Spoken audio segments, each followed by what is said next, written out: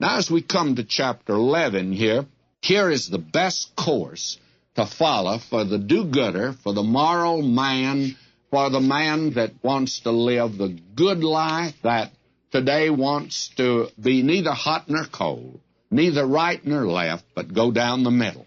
Here it is. Cast thy bread upon the waters, for thou shalt find it after many days. Don't be afraid of doing good, although the reward may be late in arriving. If your policy in life is to be a do-gooder, don't look for a reward. You may not get it as you go along.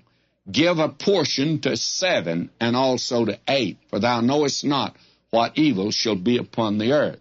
In other words, be sure and don't help just one. Help quite a few, because you may get in trouble yourself and may want to turn to them. You remember the Lord Jesus gave a parable along that line about the crooked steward, the dishonest steward. Then verse 3, if the clouds be full of rain, they empty themselves upon the earth. And if the tree fall toward the south or toward the north, in the place where the tree falleth, there it shall be.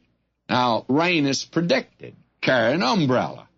It's hard to move a redwood after it falls. It's always best to have a clear understanding in the beginning, you see, before you launch a venture, because after it begins, it's very difficult to make any change, you see.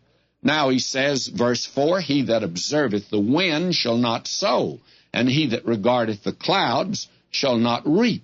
In other words, you go on and carry through your program, because you can't always tell about the weather. Verse 5, as thou knowest not what is the way of the Spirit, nor how the bones do grow in the womb of her that is with child, even so thou knowest not the works of God who maketh all. Now, even today, this matter of physical birth is still a great mystery, and you do not know how the Spirit will move. And the Lord Jesus said that. He said, the wind bloweth where it listeth. Thou hearest the sound thereof. Thou canst not tell whither it cometh, where it's going. You just cannot figure that out. And therefore, there's a great deal we don't know today. But I think great teaching is just simply this. Don't let what you don't know disturb what you do know. Now, any person knows enough to go and sit in a chair. There's a chair right here in my study, empty. I wouldn't mind moving over and sitting in it. And there's a lot I don't know about chairs. I don't know about the wood. I don't know about what went in it, how it was made, or who made it, or anything. But I know enough that if I sit in it, it'll hold me up. And that's all I need to know. Don't let what you don't know disturb what you do know. Verse 7, truly the light is sweet, and a pleasant thing it is for the eyes to behold the sun. But if a man live many years and rejoice in them all, yet let him remember the days of darkness, for they shall be many. All that cometh is vanity. In other words, you're going to get old, my friend. Actually, life for a senior citizen is not all that the folders say it's going to be.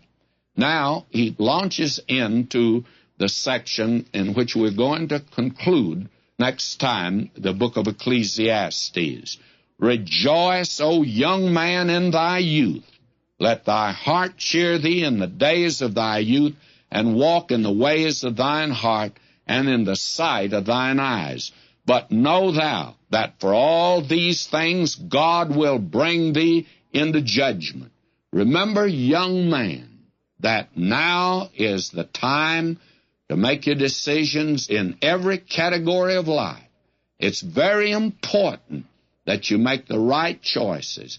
How many men are living wasted lives today because it all began in their youth? Now, he's going to talk about old age in the next chapter.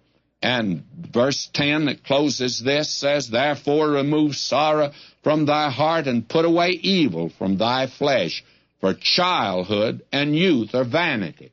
They're empty if you don't use it right. Life is a gift that's given to us a day at a time. In fact, a second at a time. And it's a very precious gift, by the way. God doesn't give it to you in one big bunch. And you're to use it, and we are to use it for His glory.